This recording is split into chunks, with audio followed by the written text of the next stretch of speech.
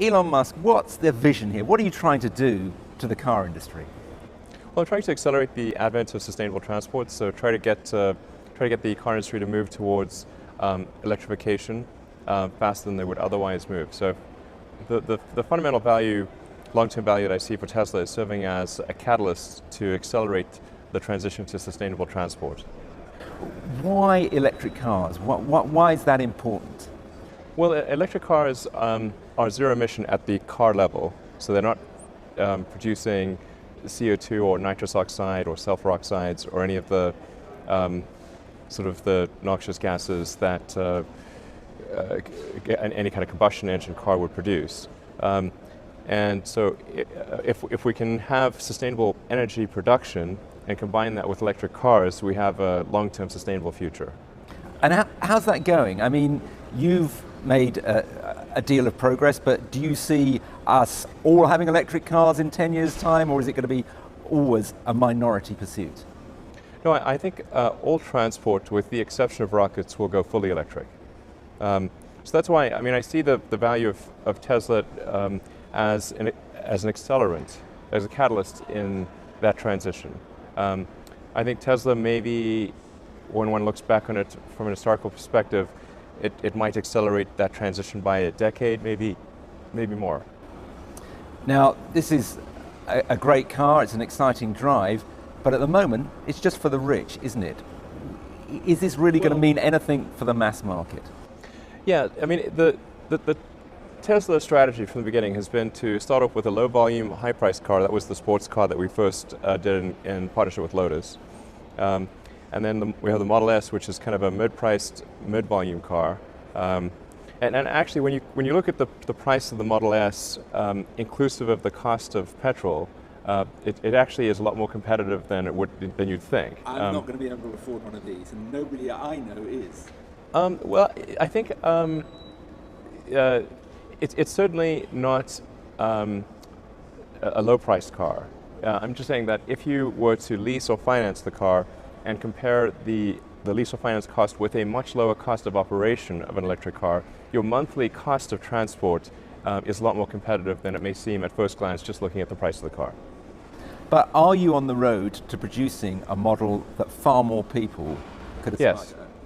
Yes. So the Model 3, that's the third part of our strategy, which is to produce a high-volume, low-cost car, and we expect to be in production with that at the end of next year.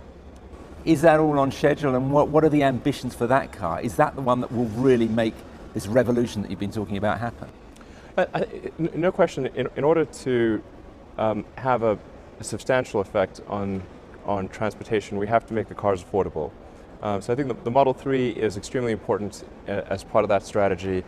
Unless there's an affordable car, we will, as you alluded to earlier, only have a small impact on the world.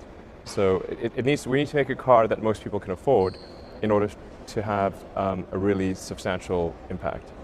How important is it for you that people's lives are changed in this way? Obviously it's important for this business because you've lost a lot of money so far. You need to have a mass market car. But is it important for you as a thinker that people have electric cars, that sustainable vision comes true? Yeah, absolutely. I mean, like I said, the whole point of Tesla is to accelerate the transition to sustainable transport.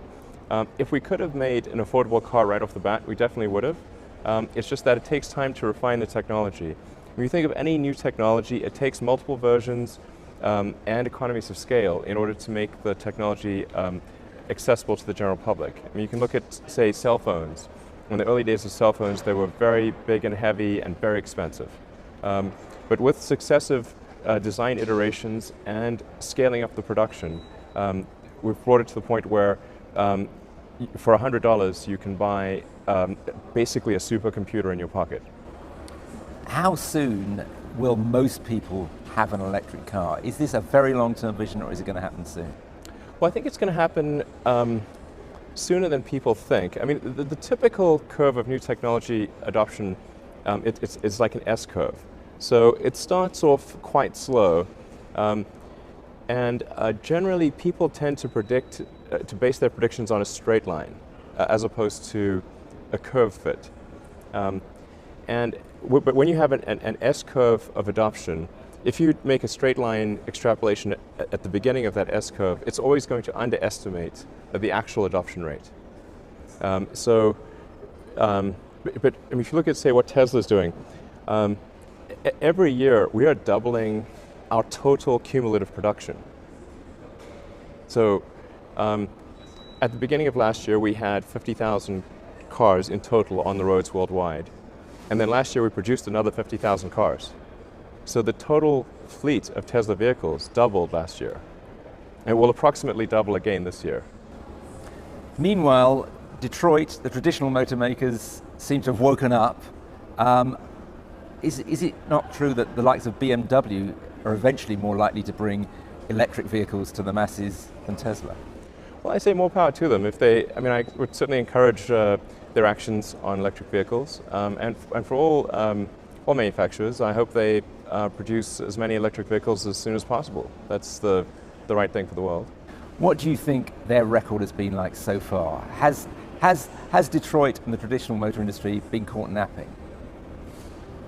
Well, they didn't really believe in electric cars. They didn't think that it was technologically possible to create a compelling electric car, and they felt that even if someone did create an electric car with long range and high performance, that people wouldn't want to buy it because they have some deep love of gasoline, and that it's vital to be able to refuel in 5 minutes. So with Tesla, we were able to disprove those axiomatic errors. So with the Tesla Roadster, we were able to show that you can in fact create a very fast, attractive, high performance, great handling electric car. And that if you made such a car with long range, and if you make such a car, people would buy it. So with the Tesla Roadster, in fact, that's really what got General Motors to do the Chevy Volt, and Nissan to do the Leaf. So we announced the Tesla Roadster in mid-2007, and Bob Lutz, he's told the story many times, took our press release to his engineers and said, if a little company in California can do this, why can't we? And that's what got General Motors to do their electric vehicle program, which in turn encouraged the other manufacturers to do electric vehicle programs as well. But those programs, for the most part, have been, or really, I'd say almost entirely, with the exception of maybe the Leaf, have been quite low volume, and more inclined towards satisfying regulators. But now I think we are seeing a change, because people are seeing that Tesla is able to sell quite a few electric cars in a normal car segment, in the premium sedan segment. In fact, we were the best-selling car in our segment in the United States last year. So more than Mercedes or BMW or Audi in our segment. The technology industry generally suddenly seems incredibly enthusiastic about getting into the motor industry. We've obviously had Google with its self-driving car. Right. Do you see that continuing, and do you see Apple building a car and that maybe being a threat to you?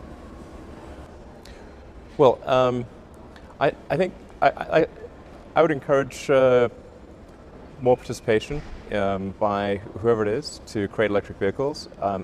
It's quite hard to do, but I think companies like Apple will probably make a compelling electric car. It seems like the obvious thing to do. Are you betting that that's going to happen? Have you heard anything? Well, it's pretty hard to hide something if you hire over 1,000 engineers to do it. So you think Apple is serious about it? Yeah, I do. This is an open secret. And will that be a threat to you, or will that just expand the industry? I think it will expand the industry.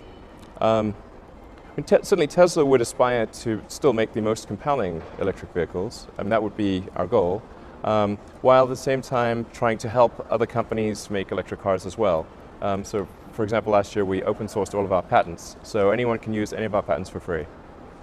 You've also been a leader in autonomous driving, in this road to the self-driving car. How far do you think that's going to go? I think The two biggest revolutions in transport are electrification and autonomy. Those are the two biggest innovations since the moving production line, and they're both happening at about the same time. I think autonomy is extremely important, and I think in the long term, nobody will buy a car unless it is autonomous. It will be like having a manually operated elevator or something like that. So it's just a strange anachronism. In 10 years' time, what will I be driving? Or will I be driving at all? Will I just be pressing a button on an app, a car will drive up and take me where I want it? Yeah, you will only drive if you want to drive. It'll be like owning a car that is not self-driving in the long term. Will be like owning a horse. You would own it and you would use it for sentimental reasons, but not for, not for daily use, really. Unlikely. Now you've taken a lot of interest in artificial intelligence. This is becoming an artificially intelligent car. Well, it's narrow artificial intelligence. You've also expressed concern about where that's heading. Is that because you've looked at what that car can do and have thought, what happens if it develops a mind of its own? Why are you worried? No, we don't need to be concerned about the cars. A car is not deep AI. It's a narrow use case. We're not trying to build sentience into the car. It's just trying to look at the lines on the road and steer correctly. And I would consider that to be essentially a solved problem. It's just a question of refining the details of the technology and bringing that to market, and then improving the nines of reliability. So in order to have a self-driving car, you really have to have many nines of reliability. So it's 99.9999%, something like that, is how good it needs to be. Let's say, to first approximation, you'd want a self-driving car to be an order of magnitude safer than a human-driven car. And if you're like, okay, it's 10 times safer, then it's like there's no more doubt, there's no more debate about which one is safer. But it's still a narrow use case. The cars are not going to develop consciousness or decide that they want to take over the world or something like that. I think we really need to be more concerned about deep AI. Yeah. And why do we need to be concerned about that? Well, I mean, because there are, I think, scenarios where if there's some vast intelligence that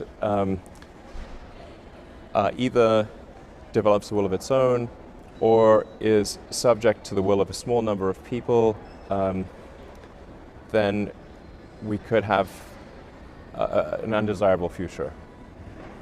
I mean, if you want to read a real scary one, I'd say Harlan Ellison's "I Have No Mouth and I Must Scream" will give you nightmares. You read a lot of science fiction. Is it giving you nightmares at the moment? It has given me nightmares, yeah. And are you generally, when you've been one of the prime movers about AI, I interviewed Stephen Hawking last year, right. Had similar concerns. Is that a short-term concern, or is it something way off that we don't need to worry about for a long time? It's going to come faster than anyone appreciates. I think it's, with each passing year, the sophistication of computer intelligence is growing dramatically. I mean, I really think we're on an exponential improvement path of artificial intelligence. And the number of smart humans that are developing AI is also increasing dramatically. I mean, if you look at like the attendance at the AI conferences, they're doubling every year. They're getting full.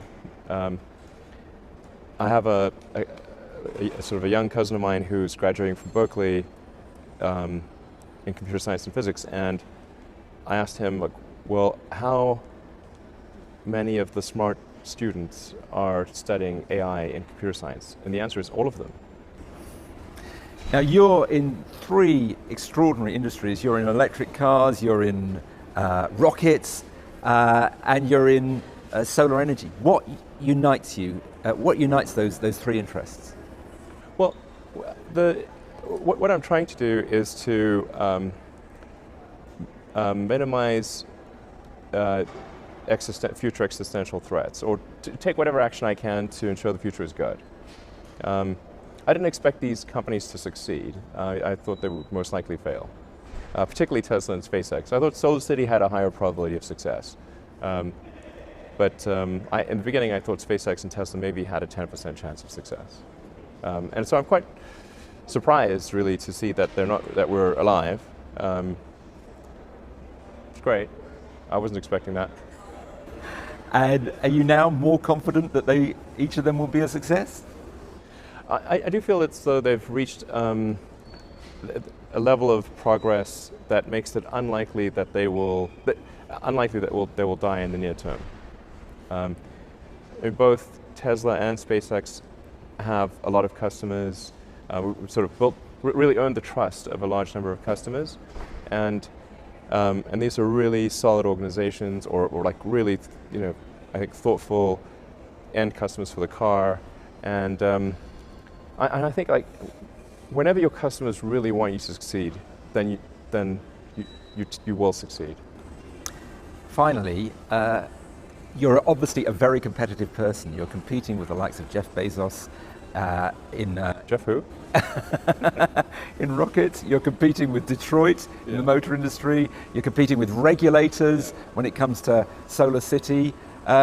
What drives you? Is it just I am right and they're all wrong? Well, no. I mean, I actually really take the position that I'm always to some degree wrong, and the aspiration is to be less wrong. We're always to some degree wrong. Well, it doesn't matter who you are. And I think trying to minimize the wrong-headedness over time is that, I believe in that philosophy. I